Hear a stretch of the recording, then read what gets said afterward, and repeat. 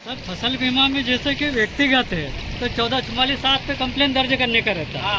वो जो व्यक्तिगत नहीं है वो हल्के में क्लेम बनता है उनका।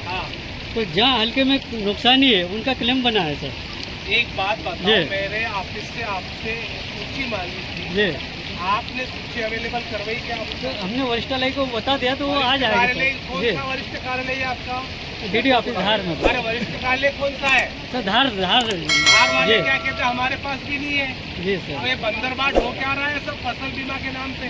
सर वहाँ से जैसे प्राप्त हो जाएगी वैसे हम उपलब्ध करा देंगे जी। आज 30 तारीख लास्ट है ना इसकी, कल तक 30 तारीख लास्ट है। आपसे सूची मांग रहे हो फसल बीमा के नाम पर, आप फसल बीमा दे नहीं रहे हो। आप किसान से 2100 रुपये रबी के ना, 2100 रुपये रबी के, 1500 रुपये खरीफ के, कुल मिला के 3600 रुपये आप किसान से वसूलते हो। और आप फसल बीमा अगर जो दिया है तो आपने 100 रुपये, 200 रुपये, 300 रुपये, तो एक तरह से तो सरकार एक तरह से ये वसूली कर रही है। मात्र फसल बीमा से किसानों को कोई लाभ नहीं है। मात्र ये वसूली की एक योजना निकाल दी है कि जो सम्मान निधि में जो 2100-2200 रुपया दिया जाता है ना, तो किसानों से कैसा वसूली जाए वो वसूली की जा रही किसानों से। आप रुचि देने के लिए तैयार नहीं आप लोग।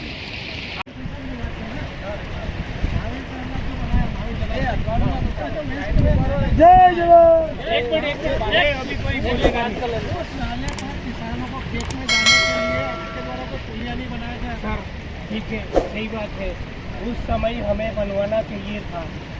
अभी 5 में बना है, 20 साल हो गए हैं, अभी कैसे बनाऊंगा साहब? नहीं बताइए, ये तो आपके इंजीनियर का ध्यान रखना चाहिए था कि ये एक मिनट साल से पहले सुन लो, 30 और 31 2 दिन तक बढ़ेगी।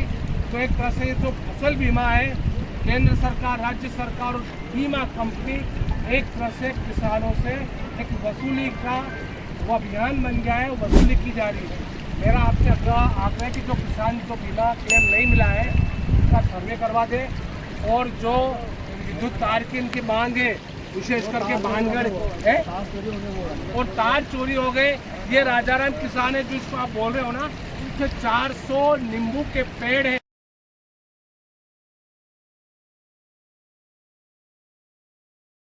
फसल बीमा, महावीर जलाशय और जो भानगढ़ के अंदर जो तार चोरी हो गए, उस बात को लेकर के जो केवल विधानसभा में खराब हो गई, उस बात को लेकर के ज्ञापन दिया गया। देखिए कि केंद्र सरकार और राज्य सरकार और बीमा कंपनी किसानों के साथ में ठगी कर रही है।